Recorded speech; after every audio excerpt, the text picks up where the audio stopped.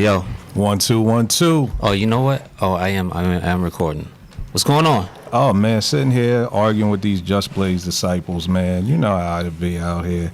Dude gonna tell me, post somebody you worked with that's doper than some random dude. I'm gonna just send them m.o.p for the fuck of it. You know, why not?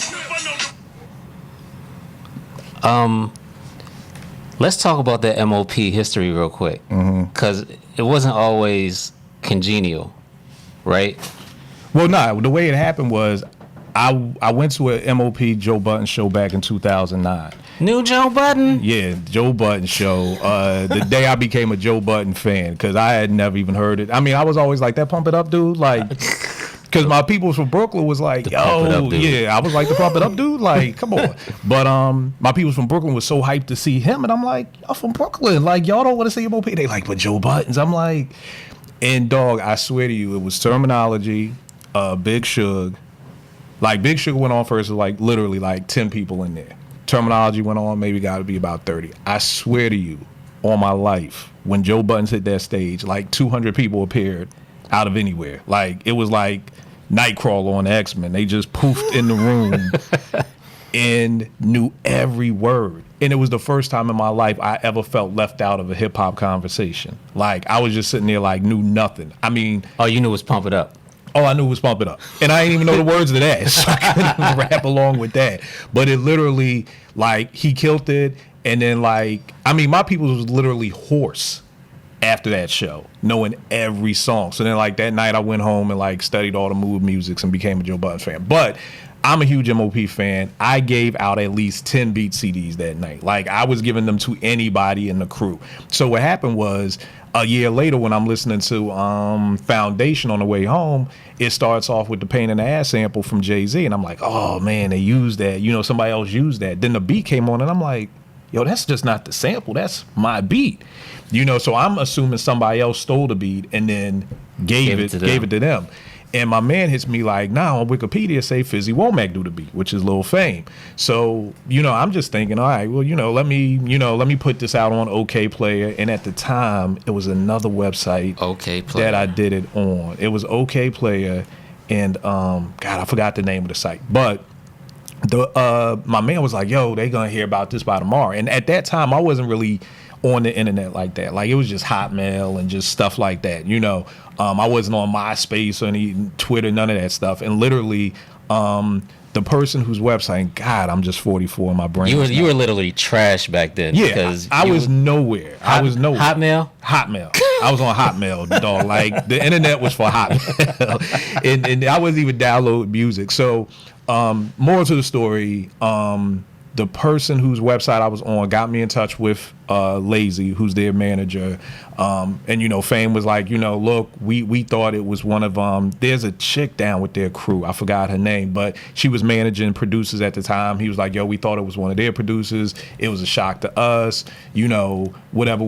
And to me, it was a dope story, because to me, it's you always hear producers saying they got jacked. But you never hear MC coming out and saying, like, nah, it was a mistake. It wasn't my beat. It was Kill's beat. Like you never hear that. You always hear somebody saying, nah, you know, we didn't, or whatever like that. So that's how it went down. That's how it went down. Everybody was like, yo, you should sue m.o.p. I'm like, really? Sue m.o.p? Really?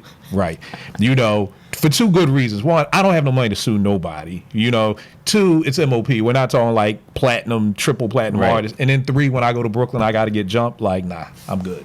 Okay. So yeah, that was the m.o.p story. Okay, so now, fast forward 10 years, and now you're beefing with Just Blaze. Well, yeah. Well, first of all, let me say this: the past 2 weeks on Twitter, you have been like on fire, like pissing me off. First of all, what was the first thing? You criticized the Fonte Rhyme Fest and Black Thought album without hearing one song. You're like, nobody wants this album, blah, blah, blah. And for that, I want Just Blaze to get you the hell up out of here. Just please come get me the hell up out of here. Knock me out the box, man. Knock me out the box. The reason why I said that, man, is because I've never been a fan of the supergroup. You know what I mean? We come from that era where groups weren't made. You know, Eric and Paris were friends. You know, Buck and Evil D and them were friends. Like, to me, and we hear that energy in those groups. Like, you know, just saying Black Thought. I almost feel like these niggas was playing spades, and it was just like, you know, they name a rapper, okay. Rhyme Fest. I get it. He wrote for Kanye. I think Rhyme Fest is dope. I've never been a big fan of Rhyme Fest. You know what I mean? And the funny thing is people say this stuff about me on Twitter. They're like, yo, you like the Joe Budden, you just say stuff to piss people off. No, I say the stuff other people want to say, but they don't really want to say. Do you really want Rhyme Fest in that group? Yes or no? All that time? No. There you go. See, I just say what other people want to say. Like, no, you don't want Rhyme Fest in that group. I want a Black Thought solo album that is very put together well, you know, executive produced very well, and is good before I want to hear anything else. So I'm like, whatever rhymes you're putting towards that thought, can't we get that towards a solo album that we've been waiting 30 years on? He just gave you an EP. No.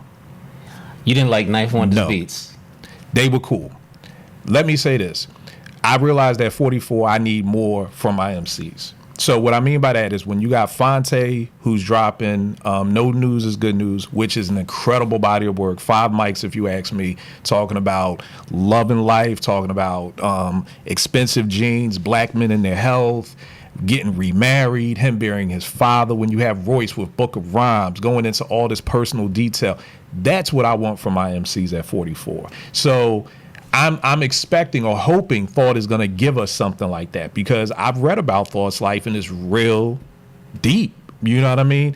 And I understand somebody may say, well, you know, maybe he doesn't want to talk about it. Well, then that's cool. But just spitting rapid fire to me just isn't what I want right now. You know what I'm saying? Like, I want more, because you're not into rapidy rap no more. I'm not into rapidy rap. I mean, it's cool because keep in mind, Royce and Fonte both have rapidy rap on their albums. You know what I mean? Like, what's the joint Fonte got? You know, I'll murder you niggas. Like, don't get it twisted. Like, there's still rapidy rap, but there's some stories in there. So it's just like at 44, I just want more than Thought. Thought has been rapidy rapping since we was in Philly, since South Street, which is great. And I loved that in college. I loved that in my 20s. I'm 44.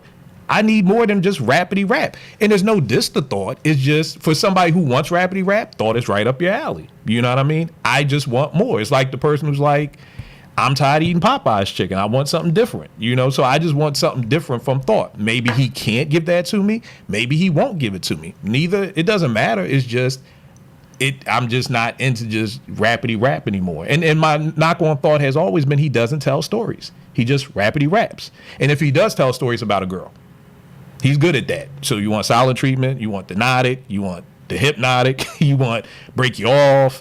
You know, outside of Water, where he's talking about Malik B's drug struggles, I can't really sit here and tell you Thought has ever really told me a story. And that's one of my top 5 attributes that I want in an MC is storytelling. For somebody that's not one of their attributes, that's cool. I get it. Like, Thought is for you. Like, that's what I love about hip hop. Everything isn't for everybody. You know what I mean? So, and it's not saying Thought is whack, because then when I say he's never told a story or I didn't like it, then I'm hating. You know what I mean? I hate that. My man just texted me today about something like, I block people when they say I'm hating. Because I'm like, use your words. I feel like I'm talking to a child. Like, use your words. I'm not hating.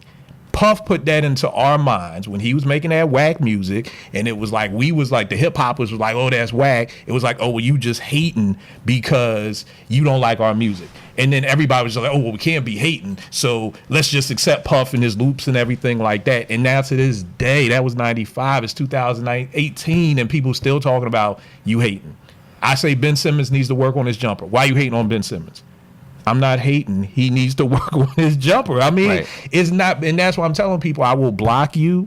Use your words. You can ask me, well, why do you think he needs to work on his jumper? Then I would reply, because he can't shoot a jumper, which would make sense. Which facts. These aren't opinions, you know. Right. So just because I'm saying, and my man is like, well, let's celebrate what he does good. Like, no. Like, no, I don't want to celebrate what he does good. If your child is failing algebra, you're going to want them to do better in algebra, right? Yeah, let's celebrate them getting an A in gym. Right. No.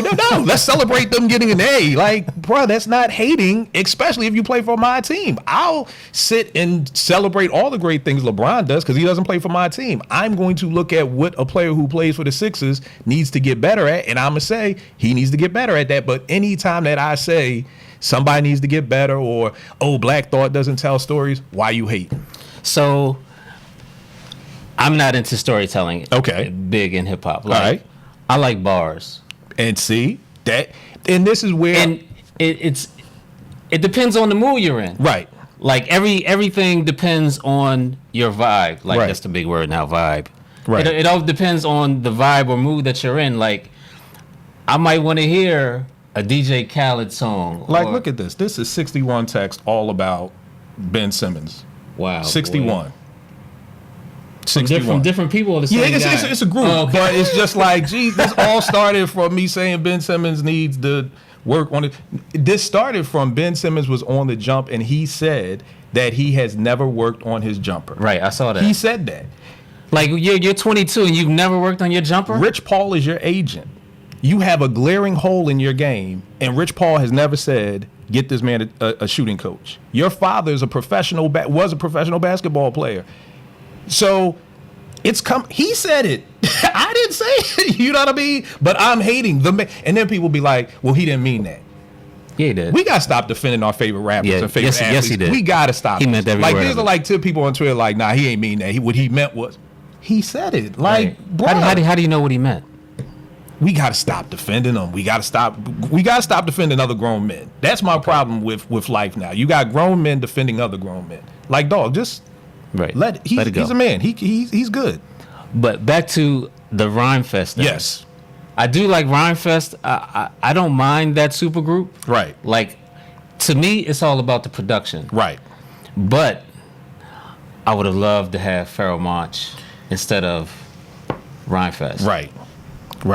I mean, Pharoah would have been dope. I just think, as long as the chemistry is there. As long as the chemistry is there. I just got finished watching the Quincy Jones documentary on Netflix, and Quincy was saying, he said something about it's the talent, it's all those things, but then you got to leave some room just for God to come in the room, and for that magic. And I don't think we can get that magic sending tracks back and forth, on the internet and things like that. It's something about being in the room with somebody building music out. So if these three MCs are going to take the time to get in the room and kind of build music out, then I'm all for it. But if it's like once more, we just going to throw rhymes back and forth, to me, that's what happened with Slaughterhouse.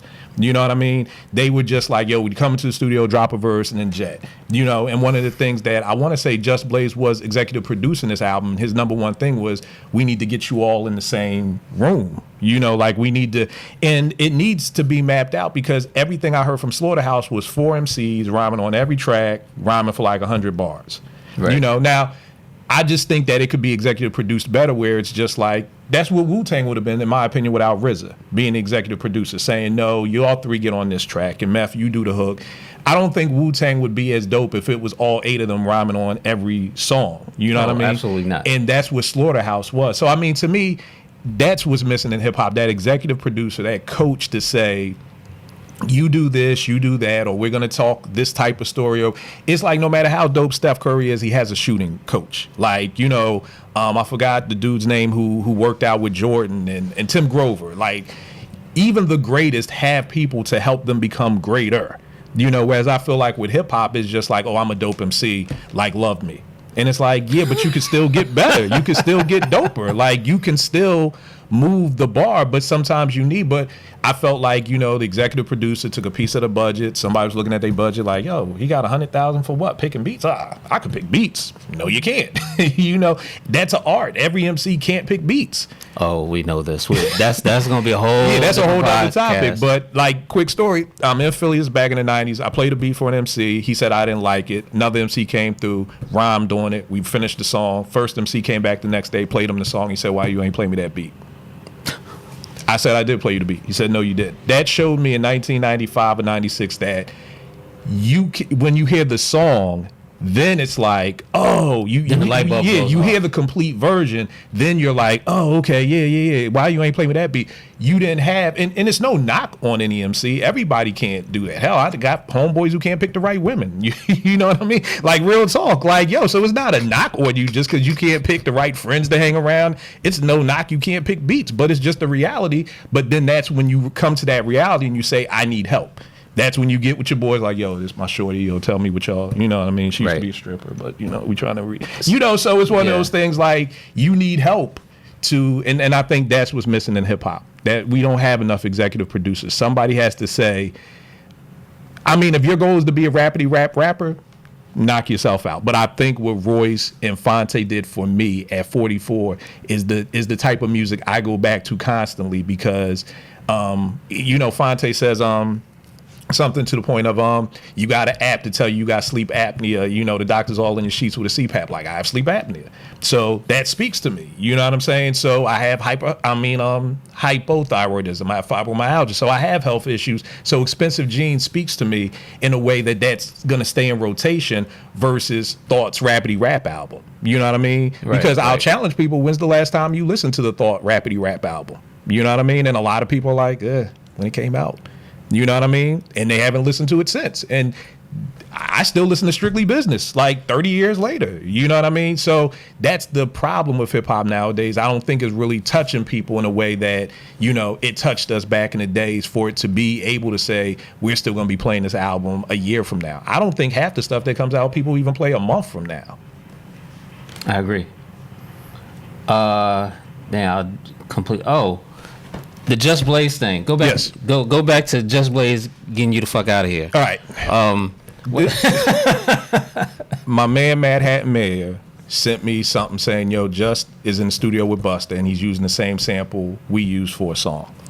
I tagged Justin Busta and it just to say, yo, remember who used it first. I wasn't saying who used the sample first and foremost in hip hop. I was just saying between me and Just, because you know how it is when you're an indie artist and you're on Bandcamp and DistroKid and things like that. When a bigger artist comes out with the same sample, it's gonna then be looked at like you bit, you know, you going behind Just. I was just saying, just remember who used it first, meaning who used it first between us. Just wanted to jump in and say, well, you know, you didn't use it first, you know, Buck Wild used it first or whatever like that. Then Buck jumped in and said, yeah, I used it first. Can you say the sample? Yeah, to be honest, I don't even know it off the top of my head. I'm 44, bro. Like, okay. I don't remember anything. It's the sample that Mary J and Kanye just used on Mary's new album. That's the newest thing that used it. It's the first song. Kanye had a beat on it? No, Kanye didn't have a beat on it, but he rhymed on it. So if you listen to Mary's new album, it's the first song. That's the sample. And I used it before that came out too, but nobody will believe me. But they won't. But so then when Buck Wild came in and said, no, I used it first, then Just responded with the gif of Obama dropping the mic. So then I replied to that with the same gift saying, well, that must be Buck Wild dropping the mic on you since he used that Little Boy Blue sample 13 years ago on OC's album before you used it for Jay-Z. He responded like, nobody cares about that. And I was like, well, no, I think the people who style you bite care about that, because I said at first you came out sounding like Swiss. And these are facts. Like, these aren't opinions. Like, that's the thing. At 44, I don't argue opinions. You at 44, you really want the smoke. Yeah, like, I want the smoke. I want it. I want the smoke. So, yeah, I was just like, you know, you sounded like Swiss. Then you sounded like Bink. You know what I mean? Because I didn't listen to the D.i.t.c album until after the Blueprint, because I was done with Jay-Z. You know, Jay, I've gone up and down with Jay. So I didn't even listen to that album until after the Blueprint. So when I heard 1-900 Hustler, I was in the studio with my peoples and I was like, yo, Just Blaze killed this. And they was like, nah, that's Bink. Bink did that. Bink, just stole Bink's whole style. So again, this isn't an opinion. These are facts. Bink is somewhere saluting you right now. But they're facts. Like I always say, like I don't want to argue opinions. I want to let's talk. And you really can't argue facts. Like, and instead of just coming out saying, and then I've wondered this for years because I've seen all the hoopla between him and Bink. I've been in the studio with Bink. That is just a situation where I don't understand why I just never came out and just said, you know what, I was influenced by Bink a lot. He's the OG. Like, there's nothing wrong with saying that. There's nothing wrong with being like, hell yeah, like just, I ain't gonna hold you. I saw Bink in the studio chopping up that. I said, man, that's crazy. And then, yeah, like even if you don't have to come out and say I bit your style, you can at least salute the man and say, he was the OG, whatever. But and just trying to dip it and dodge it. So, I'm like, well, people do care about that. I said, I know I read an article on Evil D and Walt being mad at you using that same sample because they had just used it for Black Moon Stay Real. And then you come out with Jay-Z and it kind of just like total eclipsed them of what they did. Ironically, wasn't that the name of it? Total Eclipse, right. The wild part is then he then posts a picture of him and Evil D talking about, yeah, Evil really hates me. I'm just like, bro, I'm not talking about no picture 2 years ago. I'm talking about, are you trying to tell me they didn't have a problem with you? Because I have the article with them saying they had a problem with you. I can screenshot it and tweet to you. I'm saying, are you trying to say Bink didn't have a problem with you taking his style? And he didn't reply. So then it just went, next morning I wake up, my man says, well, sounds like a beat battle. He replies, LOL. I said, let's go. I said, you pick an unsigned artist. I'm going to get one of my artists. You make a beat. Don't tag it with Just Blaze or none of that dumb stuff. We going to post it on. I tagged every major hip hop website. I said they can post it just as, hey, these are two new artists. Who do you like better? And leave it at that. You know what I mean? Don't get, because I said, I know if it says produced by Just Blaze, I lost already. Right. I'm done. People ain't even listen to my beat. If it says, hey, here's a new Conway and Westside Gun song, Fuck Kill, produced by Just Blaze, I've lost because you hear Westside Gun and Conway. But if you just say, hey, here's MC such and such versus MC such and such, which song sounds better? There's no bias or anything whatsoever. I'm like, dog, this could be a whole new lane for hip hop. Like allowing known producers to battle unknown producers to help, to help unknown producers get their name out there. You're both using indie, MCs or unknown MCs. This is a win for everybody.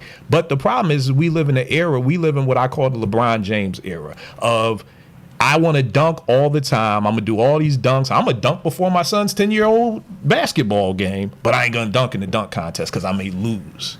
And nowadays you can't take an L. We come from an era where if you could dunk, you was in the dunk contest. Right. Jordan, Dominique, no matter who you were, even Kobe was in the dunk contest. No matter what your status was. No matter what your status was, you were going to step up, and that's what hip hop was about. It was about battling. Sci-Hi said it. You ain't a boss if you ain't never took a loss, pimp. Can't nobody sit here and say they were a battle MC and they never lost, or the other guy got the best of them, like, or a breakdancer. Like, that was that. Like, what would Beat Street be if there was no battling? We were breaking. There wouldn't have been no move. Like, what's the point? There wouldn't have been no Roxy scene. There wouldn't have been no Turbo and Ozone breaking up against the other dude. That's what hip hop is about. But you two Hollywood, you don't want to take that L. You're scared of that. Whereas I'm like, yo, that's a dope challenge. If you want to Just Blaze, please give me the smoke, Just. Please. Like, forget about battling Timbaland and Swizz and Pharrell. This dude wants to smoke right now. I want it. Because at the end of the day, guess who wins? Hip hop. Hip hop wins. Even if I take the L, hip hop wins. Because you're going to get two banging songs. Trust me, I'm going to come with some shit. He's going to come with some shit. We both the MCs going to come with something. This ain't got to be no battle like him dissing me, I'm dissing. No, just make a song. And you just put it out there and see who wins. And then at the end of the day, y'all could be like, oh, okay, Kill won this one or Just won that one. And imagine if every producer did that. You know what I mean? It's like it's getting to a point. Back in the day when I was on Strictly Hip Hop at Morgan, 93 to 2000, I hosted it. The first thing I did was, because I hated, the only time I could get on the radio was when I could give a shout out. So as soon as I got on the radio, I said, yo, we're doing the question of the week. We are opening up the phone lines for a half hour to 45 minutes. I want other people's input. I want to give a space to where those people who are sitting at home like, yo, I want to say something, and all you could give is shout outs. I want to do that. I wanted to bring hip hop together. I wanted, when we did interviews, we allowed people to call up with questions. That's where we're at now. I want to break down that wall of you're the signed artist, we're the unsigned artists, y'all the rich ones, we're the poor ones. No, put it all back into hip hop again.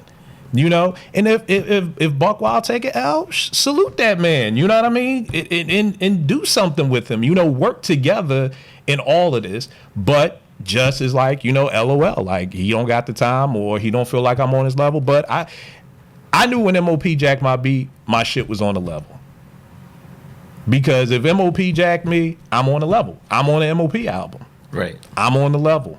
You know what I mean? So I sent them that. I sent them the stuff I did with Mav Reguzano. I sent the stuff I did with all my MCs. D-Bills, Mad Hat and Mayor, all of them. You know, it's on the level. Trust me, if Just Blaze if D.i.t.c. Game by Mav Reguzano said produced by Just Blaze, it wouldn't be. We've got to learn as hip hop fans to get out of this. Who did it? Big names. Exactly. Who did it? Who did it? Is it dope? Just is it dope? If it's dope, it's dope. Just leave it alone. But if Just Blaze, if it says produced by Just Blaze, and I've said that numerous times when I post beats, I'm like, yo, open your window and jump out, because if this said produced by Just Blaze, you'd be losing your mind. Funny story. Got a homeboy who's a Ninth Wonder fan. Loves Ninth to death. You gotta come through my crib because I got like 8 Dilla beat CDs that never got released. I got Pete Rock beat CDs. I've got, and people know that I have all these beat CDs from all these producers. I think Iron is watching this podcast. Iron, come through. I've been begging him to come through for years. But so I play. So since you know this is why the story makes sense. Because if you know I have all these producers' beat tapes, then what happens is, so I said, yo, I'm gonna play you some Ninth shit, right? Play them my beats. He's like, oh. Yo,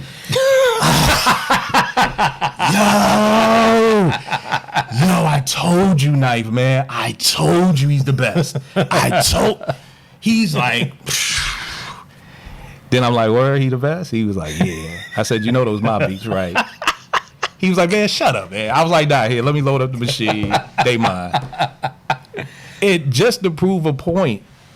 So I'm like, so I'm the best ever, right? I'm the best, right? Because when I played this, Knife was the best, and now you found out it was me. I'm not the best now. I'm not the best producer ever. Damn. You know, oh, Kill, you always wonder why Knife on the Mount Rushmore, right here. So I should be on Mount Rushmore. So it should be Dilla, Primo, Pete, and Kill, right? Because but of course, no. You know, and that's the sad place that we are in hip hop. That as an MC, you can't even get past. You know. I don't understand this era where grown men are so starstruck by other grown men. I don't know if it's this whole metrosexual thing. Man. I don't know what it is, but why grown men are like literally. I saw this interview with Davies. Then he said, you want to know the craziest thing I saw? A dude and his girl were coming up for an autograph. Dude pushed his girl out the way to get in a picture with me first.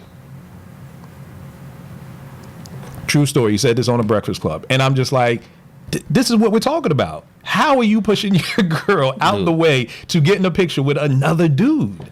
I was at 7-Eleven. This is maybe 6 years ago. I'm coming out to 7-Eleven.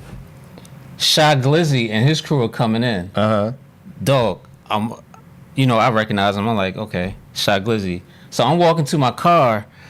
This dude, another dude, pulls into the parking lot, pins me between his car and my car, and runs into the. I can't, dog. Like, I'm literally pinned. Right. And, like. Dog is pathetic. Like, somebody had to actually go in the store and tell him to move his car because I'm pinned between my car and his. Dog, it's pathetic.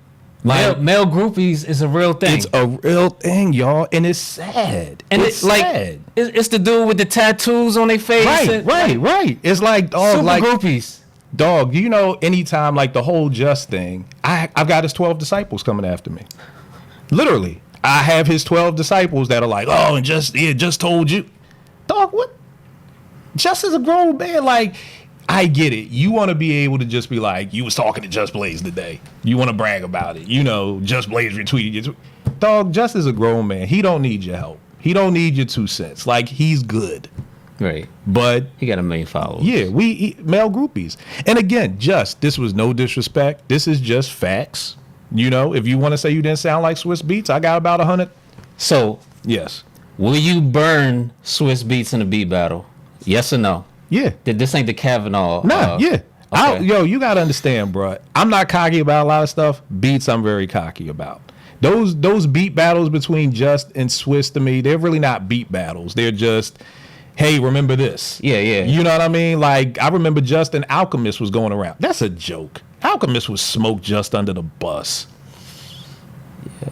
I mean, come on. Alchemist was smoked Just. So all it really is, hey, everybody get together. I'm going to play We Gonna Make It. I'm going to play, you know, a Jay-Z. I'm going to play this. Beat battle, you got to play unreleased stuff. Yeah, yeah. Play stuff nobody's never heard before. Exactly. So that's my thing, that these aren't really beat battles. It's just like, hey, let's hit the road. And, you know, Primo and Pete. It wasn't a battle. I was at the Howard when they was down here. It's like, hey, I'm going to play Reminisce, and you going to play Come Clean, and we're just going to play each other's hits. You know what I mean? At the end of the night, there was no nobody came out and put a hand over Pete or put a hand over Premier, like who won. It's just we're just coming out to play the hits. It's really not Alchemist versus Just Blaze. It's just come out and hear us spin our hits. Right. I'm saying battle.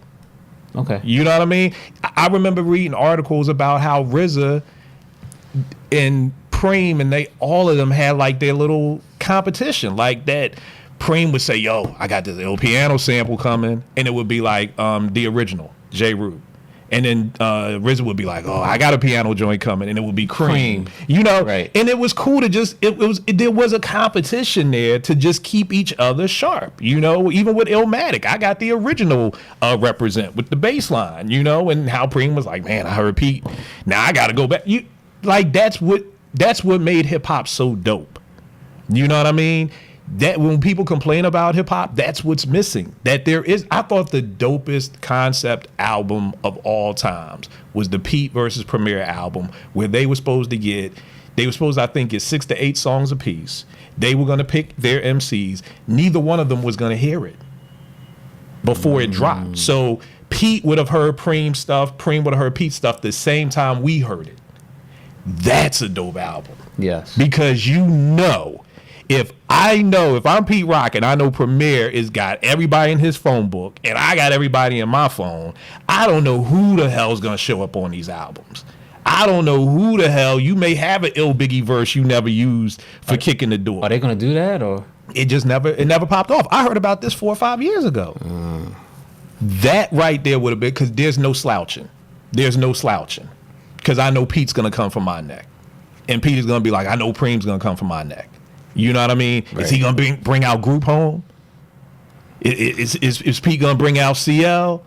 You know, is there a Guru verse floating around out there that we don't have? And he going to drop a new Gangstar joint? But that's what I mean. You're going to come with your best. Right. And that's why I was so hyped for that album. And I'm just like, yo, it just never happened. Like, I don't get why it couldn't happen, because y'all can throw that on Bandcamp. I mean, it's not like, oh, we don't have a distribution, or we ain't got put it on Bandcamp, put it on SoundCloud. Like, now let's step away from production real quick. Fabulous. Okay. What do you think about Fabulous? I think Fab is dope. I think Fabulous is dope too. But I really think, and I could be wrong, I think Mace is better. See, I never heard Murder Mace. The first time I heard Mace was Can't Hold Me Down. Okay. So I never heard any of the Children of the Corn stuff or anything. I think Fab... When Fab rhymes, I think of Old Mace. Okay. See, yeah, I never heard the Old Mace stuff. The thing that's crazy about Fab to me is that I think he got caught up in a time in the industry where things were shifting. And what I mean by that is that Cassidy is my young boy. He grew up on my block. He lives on Providence Street in Philadelphia. He lives across the street. He used to come over my house and we'd make beats and make songs together and everything like that. And when I heard he got signed to Swiss, I mean, I literally saw him one day. It just so happened I was picking up my girl from the bus station, and him and his crew were leaving to go up to New York to work with Swiss. And he was like, yo, we just got signed and everything. And I was telling everybody, yo, my man is a problem. He's serious. I mean, dog, we would be on our block and groups of dudes would come on our block to battle him. Like, he may be somebody who can say he never lost a battle. Like, if there's anybody, he would battle people anywhere, anytime, any place. I'm talking so much shit about Cassidy. It's crazy. And then Hotel comes out. Where R. Kelly with the Zorro mask. And every single person called me like, this is your man. This is your leader. This is your king. Yeah, this is your king. Come on. With the Pied Piper looking like a rapist. And then, what was the next joint with Mashonda? Then Mashonda gets no better. They're like, Kill. Yo. We won't listen to a word you ever say to us again. How many times did he say the word Ma in that song? 1 million. Get it on, Ma. You can do it, Ma. Guinness Book Records. He says Ma 5,000 times in that song. But the crazy thing was, the same thing happened for my Brooklyn dudes, because they was like, yo, you gotta see this dude Fab Sport, he's nasty, he's on these Clue tapes. And then I hear the joint with Little Mama and I'm like, this is your king. First of all, that wasn't Little Mama, that was Little Mo. Little Mo, I'm sorry. All these damn little people. Little Mama. But Little Mo, and I'm like, and this is your king. Like, and again, I just think that industry was changing to where Fab, but then when I heard Breathe, I'm like, oh, this is the Fab y'all were talking about. And then when they heard I'm a Hustler, then they heard, oh, this is the Cash you was talking about. So I think it was just a little time in the industry where it was like, we don't want you to be street. You got to make radio records. But then I guess something happened again. You know, I feel like Jay-Z changes everything. He's like the Wiz. Like, the color's green, the color's red. Like, you know what I mean? Like, there was a time where it was no like, auto-tune. Yeah, like, it was like everybody was selling all their records to get a Triton, you know, and then Jay comes out with the blueprint like, no, you can sample again. And then everybody went back. It's like Jay's like, sample again. He's like the judge. He's like, sample. Right. Don't sample. Wear jerseys. Don't wear jerseys. Like, so there was some time that I don't know why all of a sudden it was like, okay, now Fab, you could be you. Come out with Breathe, which is a Just banger. Don't ever get it twisted. I'm not saying Just doesn't have heat, because somebody's going to say that. I'm not saying that. Breathe was crazy. And then when Cassidy came out with I'm a Hustler, it was like, okay, you know, this is more like it. Same thing with another good friend of ours, Trey Lee. Yes. I had Trey Lee's demo because my man Steve used to run with him back in '91 at Howard. How does everybody have Trey Lee's demo? Come through the crib, man. You have to come through the crib. Did he just pass these shits out? No. My man Steve ran with him. They were Power Move Productions. Okay. And my man Steve was down with them. And he was like, yo, you need to check out. There's a group called One Step Beyond who should have got signed. They were on Many Faces on a song called Stars in the East. Yes, they were It's my favorite dope. song. Oh, God, they were dope. I got their demo, too. Crazy. These dudes, there's so many people that should have been signed. And Trey Lee was known as L Rock. Right. And I literally, now, you're from Philly, so you might get this. I used to spend every summer of my life in New York City, and every summer my cousins would give me hell for Philly rappers. Like, oh, Will Smith, oh, da-da-da-da. Cool C. Yeah, like, even my Brooklyn dudes, when I played them L Rock demo, they was like, yo, dude is nasty. He is nasty. So I'm like, L Rock, word gets to hear me working at the radio station. Yo, Trey, you know, L Rock got signed. I'm like, yes. Yo, vinyl comes in. I'm like, who's Tracy Lee? I don't even know this. And then I put it on and I'm like, again, love the song, but I wasn't ready for it. You know what I mean? Because I'm used to him being over harder stuff. You know what I mean? So it's just like, of course, I love the Mount Airy Groove by Pieces of a Dream. Great song. But it just wasn't what I was waiting for. Like the Trey Lee, the other joint that's on the album. But you played the big joint and... Right. Then... And Trey was on my podcast before, and I explained to him, dog, you are the only human being besides Jay-Z that I can say you went toe-to-toe with Big. Now, I know a lot of people. I heard Nori disagrees. Yeah, Nori disagrees. Many times. Yeah, Nori disagrees and says Trey Lee got smoked. I don't know what Nori is talking about, because when I heard that song, I heard somebody going bar to bar with Big. Was Big's verses better? Sure. But Trey was right there with him. I don't believe he got smoked at all. So joints like that, there was another joint, I walked on ice and I never fell. It's like that, Living on the Edge. That was on his demo. So that was the Stars in the East. That was, I remember. That was on the demo? That was on the demo, because I'll never forget, They were back in the day when they had that hip hop newspaper. I forgot, it was Hip Hop Digest. I forgot the name of it. Rap Sheets. Wow. Rap Sheets had a music conference at Howard, and it was a demo session, and it was crazy because One Step Beyond and them were there, and they played that song "Stars in the East." So yeah, like, but the same thing when Trey came out, it was under this whole, you know, party time. It's party time, you know, and I think that's just what the industry wanted at that time. And then, like I said, a couple of years later, I don't know why they gave the green light to make Breathe and all those things. But I love what Fab does with the soul tapes, because it's like, here's the stuff for y'all. Right. When I make my records, I got to pay my bills. You know what I mean? And I respect that. You know what I mean? And I just wish more MCs would do that. Kind of like, the record is for the women in the radio and the clubs. The mixtapes are for y'all, and everybody's happy. You know what I mean? So I wish more people did that. Okay. I want to deviate from hip hop real quick. Okay. Have you seen the video of the Chick-fil-A employee fighting the customer? Nah, I have not seen. You haven't seen that? I haven't seen that one. Yo, please stop taking dudes who work at fast food restaurants for granted. Like, what happened? Like, I don't know. I guess the customer was talking trash and was throwing punches at the dude. So the dude just beat him down. Yeah. Okay. And he got fired. Oh man. But I'm saying that to say this. I've seen many people talk reckless. Yeah. To fast food industry people. Yeah. Like, some of these people are only working there because they're there to satisfy their parole officer. That is true. Stop taking. You think they soft? Yeah, stop taking these McDonald's workers for sweet. Nah, especially not McDonald's. Where McDonald's workers look like they just got out of jail. Like, they look like this is their first day out. That's Burger King. Oh, okay. That's Burger King. Chick-fil-A is just the Christian spot. So, you know, you definitely think this is a church person who's just going to be like, I'm going to pray for you. You know what I mean? But, yeah, you got... Dude got the beats put down on him. I got to see this, man. I got to see this. But,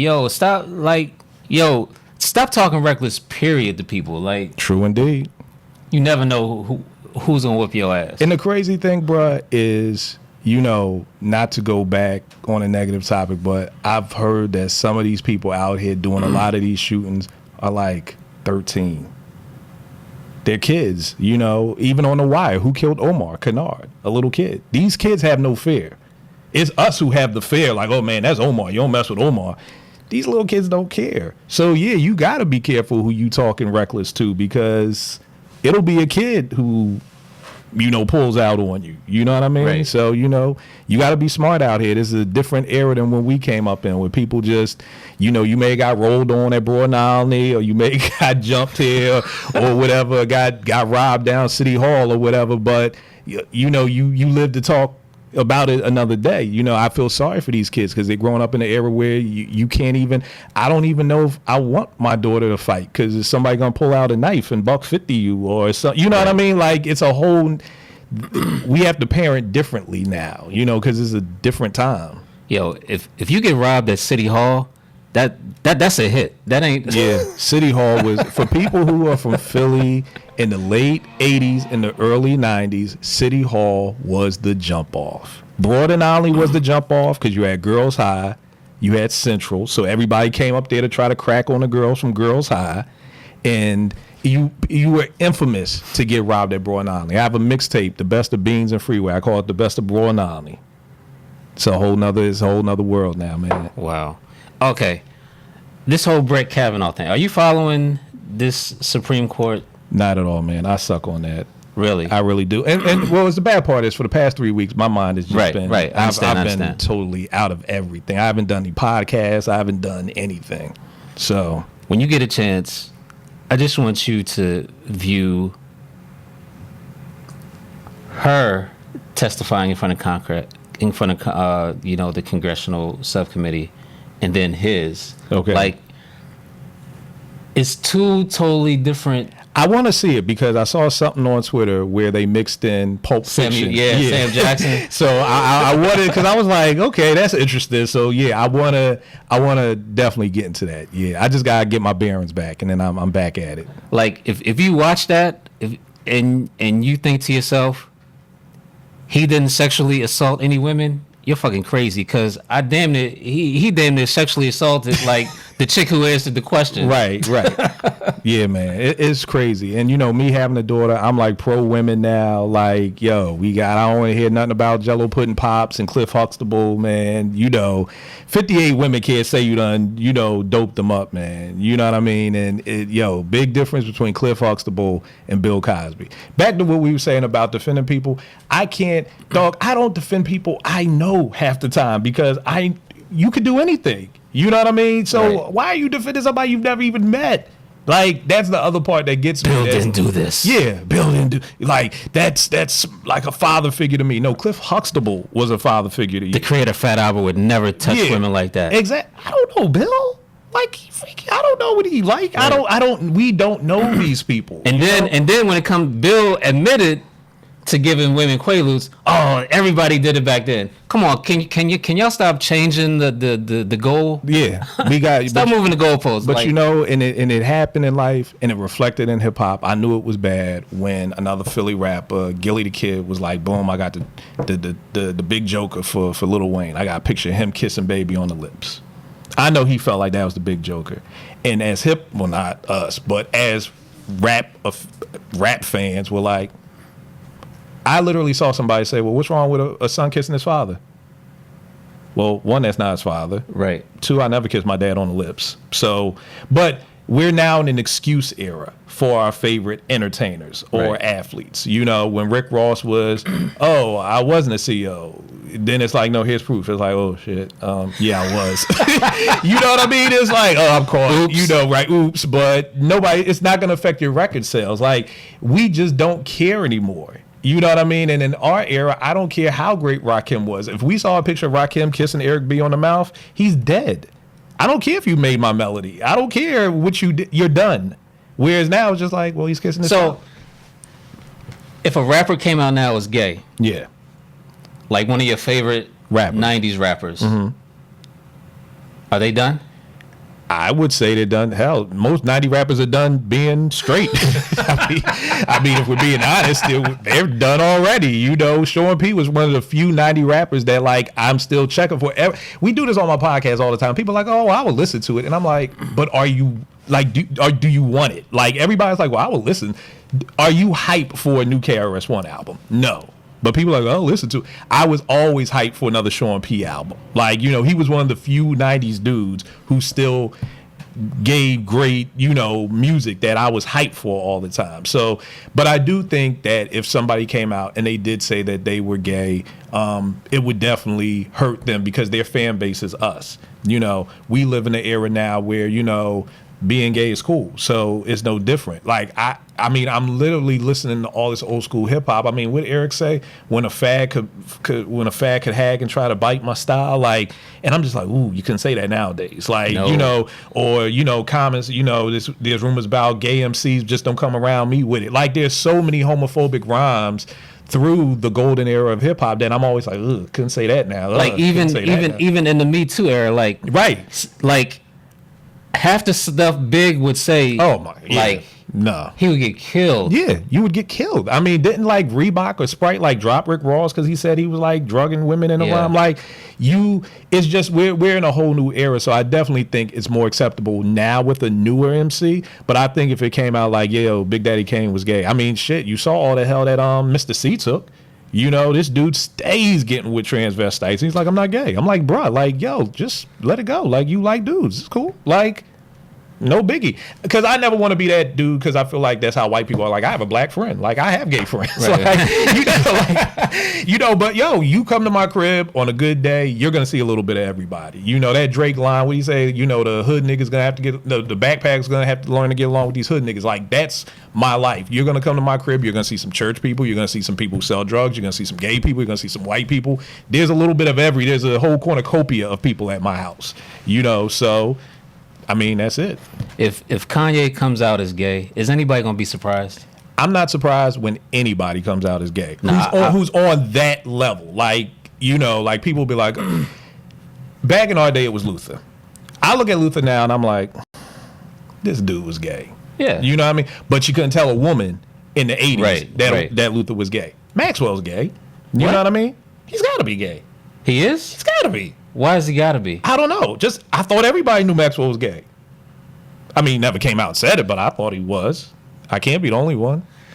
Allegedly, he's gay. But women won't admit to that. Like, it's just women get behind a singer and it's just like, he can't be gay. He can't be gay. He can't be gay. Look at Eddie Murphy and Boomerang. Some of his mannerisms, they were very gayish. But during that time, we didn't look at them as gayish. Like, Eddie was just cool. But now when I look back at Boomerang, I'm like, that's okay. But yeah, so I do think that we've always made up excuses. But I mean, hey, if you're gay, you're gay. It again, like Jay said, what you eat don't make me shit. So, I have no problem with it. As long as you're not trying to bang me, we good. We are good to go. And on that note, we're going to end with Just Blaze getting you the hell up out of here. Get me out of here, Just. This is for the culture. This just isn't about me. This isn't about you. This could literally be a whole new genre for hip hop. This could help unknown producers get their name out there. It could help unknown MCs get their name on there and get out there. You know what I mean? So this isn't about taking the L. This ain't about no beef. This is just about something that could be on a whole new level. I'll never forget, my man, a kid called. But somebody's going to take an L. Yeah, somebody's going to take an L, but that's hip hop. That's hip hop. And I don't mind if I take the L, because somebody out there saying, Just would slaughter you, Kill. Okay, that's great. Then he'll slaughter me. But I'm willing to take that L for hip hop. I don't think I'm going to take the L, because keeping in mind, I mean, Just last big album or song was Exhibit C, and that was allegedly December 2009, and it's 2018. But, I'll take the L for hip hop. You know what I mean? But I just think that this would be a way. If with all these great things and Bandcamp and DistroKid and all this stuff, and you can get your music on iTunes. Like when I had some stuff on iTunes a couple of years ago when it first started popping up, people were getting at me like, "Yo, how'd you do that?" Like, we don't have that anymore. It's open season. It's an open market. And I feel like with hip hop, if we really want hip hop back to the way it was, we have to get back to this point of, being competitive with each other. Right. Everybody's friendly now. Yeah. Besties. Yeah, exactly. And it's like, that's what's wrong with the NBA. Like, everybody, Magic and Bird did not like each other. They did not like each other, and it showed. But now when you got everybody going to AAU camps together, and LeBron and Carmelo been hooping on the same team since they was 8, everybody's best friends. Or me and you got the same agent. Don't go too hard on Gadget because this is contract year, and we trying to, like, come on, y'all. This is why everything is watered down, because like you just said, everybody wants to be besties. And that's I know you don't watch battle rap, but that's the problem with battle rap right now. Okay. Like, it's hard to do matchups with certain people because these MCs are friends with other rappers and they don't want to battle each other. Right. Like, and it's like, no, just that's why as much people hate on Joe Buttons, I will applaud him for being the first major rapper to throw his name in a battle rap ring. You know what I mean? And I feel like, why is that? Why is he the first rapper? And honestly, I don't think he got killed. Exactly. I don't think he got killed. I think he did. I thought he would have won if he didn't, but I guess he said he didn't know the battle rap rules, like you can't stop rapping or something, or he did something. He dropped the mic. Right, he dropped the mic, like you can't do that. But he shouldn't have been the first. Like, all these rappers who talk all this trash about how nice they are get in that battle rap ring. You know what I mean? But they don't want to because they're scared to take that L. And then they know. But here's the great part about taking the L in 2018. We live in a Twitter world. You can always come back. It's not even that. People forget about it the next day. Like, the next day, though, I look at Media Takeout and I'm like, how do y'all get so much news every day? Oh. Like, literally, there'll be like 30 new stories. Do you know I haven't been to Media Takeout in 4 years? Bruh. 30 new stories every day. World Star Hip Hop, 30 new like, even if you take the L, you will get, and I don't even think nobody would talk trash. Yo, if I won Word is Born to Jesus, I would not be like, yeah, just look at that. I'd be like, yo, thank you. Like, thank you for the opportunity. Like, Word is Born on my daughter. Like, I would not be on no talking trash. I would be like, yo, thank you for the opportunity. There'll be one tweet. What? There'll be one tweet of you saying, yeah, I told you, nigga. I wanted to smoke and you got it. There'll be at least one. But I'm just saying that's not what it, I'm always about the culture. So it's just like, yo, this would be, how many dope producers do you have on your team? Like, even from the podcast that you do on Google Hangout, Black Mav, Jay Bishop, like JP, like there are so many great producers out here that just we know. You know what I mean? That I feel like they need that. This would be huge. And again, even if you lose, it's still like, yo, you know, it's a big thing for hip-hop. It's a big thing for hip-hop. Like, that's why I'm like, cool. Like, if I lose, I lose. But I feel like I have music that beats that are on the same level as Just Blaze. You know what I mean? Somebody may disagree. That's cool. It's the same thing for the kid who goes in the boxing ring and they're like, yo, you're going to get your head beat off of you. That kid believes in himself and he may win. Like, let's not act like we've never seen the underdog win. Right. You know, and I just think that this would be so huge for unknown producers and unknown MCs to get their name out there. You know, and even if it's a situation, fuck it, where there's no winner, we're just like, hey, here are 2 new songs, follow them both, you know, whatever. But I just feel like unknown producers and unknown MCs need the gatekeepers, the signed ones, to kind of open up the gates to let us in. I agree with that part, but I also think that unknown MCs, like, who can really spit, right, don't work as hard as trap rappers. Right. They just don't. That's just a fact. Right. Like, people with skills think their skills are gonna get them. Right. Oh, I don't need to tweet that out. People gonna hear it and love it. Like, no. Trap rappers who can't rap, they're tweeting 24/7. They making sure people know their names. Right, you're right. People who can rap, one tweet every. Yeah, dog. I've done people's albums, and I'm like, why am I tweeting about your album more than you are? Like, exactly. You know, because I know a lot of people. Here's the problem: a lot of people who are rappers are older. You know what I mean? So a lot of these trap rappers, I'll assume, are probably younger, you know, teenagers, mid-20s. So they're brought up in this world of social media. A lot of people who are still spitters are little, probably 30 plus. So I know a lot of people are like, I really don't like social media. And I'm like, well, right. Then you don't want to me, if you're trying to do anything in life and you're like, I'm not on social media, that's like a drug dealer being like, I don't really want to go outside on the corner. Well, then you don't want to sell any drugs because you have to go outside right. On the corner in the cold. You have to get on Twitter. You have to tweet. So I think sometimes that may play a part in it too, because I know a lot of people just aren't like, well, I'm just really not into Twitter and I'm not into social media that. Then rapping is a hobby. Yeah. That's basically, because that's what I'm saying. I don't care what you're doing. You could be a chef. You could be a restaurant owner. You could be a business owner. Whatever you are doing, you have to be on social media. You're doing your business and your livelihood a disservice if you're not. And again, stepping out of your comfort zone. I mean, Vic is the one who got me on all this stuff. Really, it was the M.o.p. situation. You know, and I'm a big believer in everything happens for a reason. Me and Lazy was talking. He was like, yo, Kill, you know you're getting much more pub from being jacked than if you actually got the credit in the first place. You know what I mean? And that's what got me starting my website. That's what got me on Twitter. That's what got me on social media, because there were producers from all over the world. There were producers from like Yugoslavia hitting me up like, yo, that same thing happened to me. I heard so many stories about people getting jacked, you know, and that's what showed me, wow, this is really the World Wide Web. This is really like people in the UK are hitting me up. And that's what made me say, okay, let me get on this Twitter thing. Because for years, Vic would be like, you got to get on social media. You got to get on MySpace. And I'm like, I'm not really into that, you know. And now I'm a Twitter fanatic. You know what I mean? So you have to. If you are doing anything in life, you have to be on social media. I was on the web early. Okay. Like, I used to have a website, wherehiphoplives.com. Okay, that was you? Yeah. Damn, okay, I remember that. Yeah. But unfortunately, I didn't know about renewing domain names and all that right, stuff. Right. So I lost it like 5 years later. Right. But I wasn't into it any.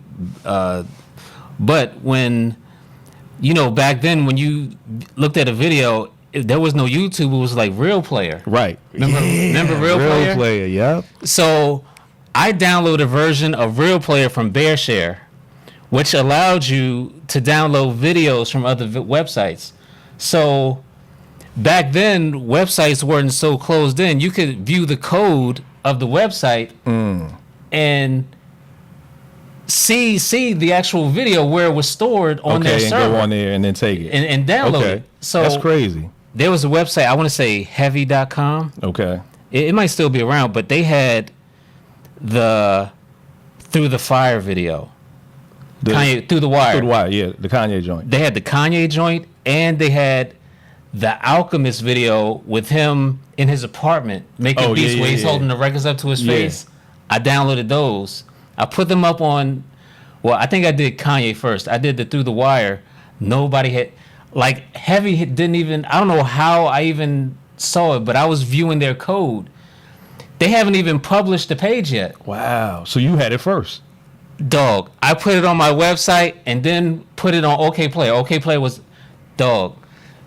The next day, my web company had charged me $25,000 because you were paying for bandwidth back then. Wow. Like you were actually paying for Right. $25,000 because I want to say 1.3 million people. Wow. Went to your site. Went to the site and played the video. That's crazy. That's the story right there. Like, that's crazy. And I could see, like, on OK Player, they were like, how did this website get this video? Right. Yo, check out this Kanye West video. Like, I couldn't tell people how I got the video. Right. Because you had the inside. You was the plug. Right. I was the plug. Right. You was the plug back then. And then the Alchemist video, like, was crazy. After I got charged $25,000, I was like, I cannot put this Alchemist video. So I just downloaded it to my hard drive and just kept it. Yeah. Bruh, thank you, man. You have got to come through the crib. Yes, seriously. Yes. I got some treats. You and Iran need to take a trip. I'm in Waldorf. I know I'm in another country. Oh my God! You need to take that trip. Did you read the article about how far is Waldorf from D.C.? Yes, I did. Very intelligent. You're very smart. Is that a real road that they have for the picture? That looks like that's not a real road. That's not a real road, man. That's not a real road.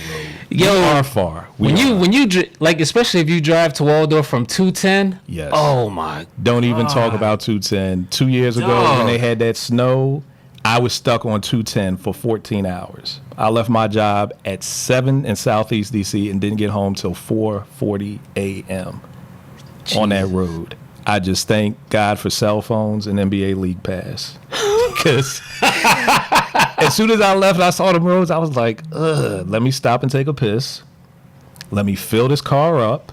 Good idea. Got on the road. Because there were a lot of cars that ran out of gas. Like, I saw the roads, and my wife was like, well, why don't you just stay down at the harbor? And again, I got sleep apnea, and I'm like paranoid about sleeping without my mask. So I was like, nah, I'm coming home. And so it was like, take a piss, gas up the car, let's get on here.